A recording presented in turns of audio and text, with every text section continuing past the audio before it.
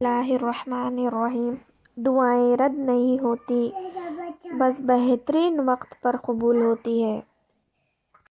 اللہ پاک ناراض ہو تو روٹی نہیں چھینتا بلکہ سجدے کی توفیق چھین لیتا ہے۔ رسول اللہ صلی اللہ علیہ وسلم نے ارشاد فرمایا، جو تم سے اللہ کے نام پر مانگے تو اسے دے دو۔ غریبوں اور مسکینوں کا تمہارے دروازے پر آنا انعام الہی ہے۔ اس دن تمہاری سب پریشانیاں ختم ہو جائیں گی، جس دن تمہیں یہ یقین ہو جائے گا کہ ہر کام اللہ جل شانہ کی مرضی سے ہوتا ہے۔ نہ جانے کون سی دولت ہے تیرے لہجے میں، جب تو بولتا ہے تو دنیا خرید لیتا ہے۔ رات کی تنہائی میں خاموشی سے دعا مانگو تو لگتا ہے کہ اللہ صرف میرا ہے۔ سب کو معاف کر کے اور معافی مانگ کر سوئیں، کیونکہ زندگی کل کی محتاج نہیں۔ اگر نماز پڑھنے سے تم گناہوں سے باز آ جاؤ تو سمجھ لو کہ تمہاری نماز قبول ہو رہی ہے۔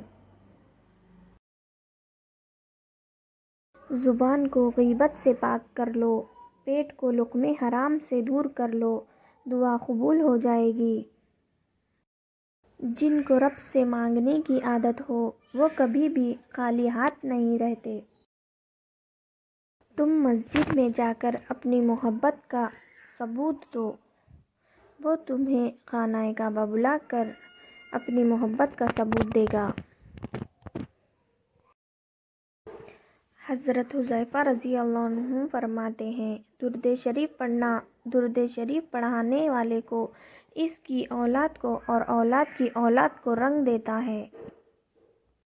ابلیس نے تو ایک سجدے سے انکار کیا تھا، وہ بھی انسانوں کو، اور ہم اللہ تعالیٰ کو بلاوا اذان سن کر بھی نماز نہیں پڑھتے تو کتنے سجدوں سے انکار کیا ہے، کبھی تو سوچے۔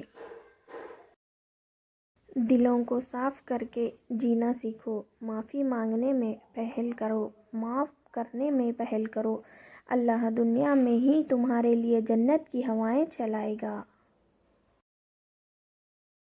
جب اللہ ہمارے ساتھ ہے تو دنیا کی ناراضگی بے معنی ہے۔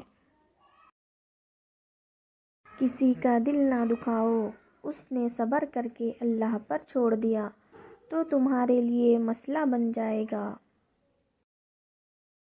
ماں کے پاس جا کر بیٹھ جایا کرو، کیونکہ ماں کے ساتھ گزرا ہوا وقت قیامت کے دن نجات کا سبب بنے گا۔ جو برا کہے چپ ہو جاؤ، جو ستائے صبر کرو، اللہ کی قسم ایسی طاقت بنو گے پہاڑ بھی رستہ دے گا۔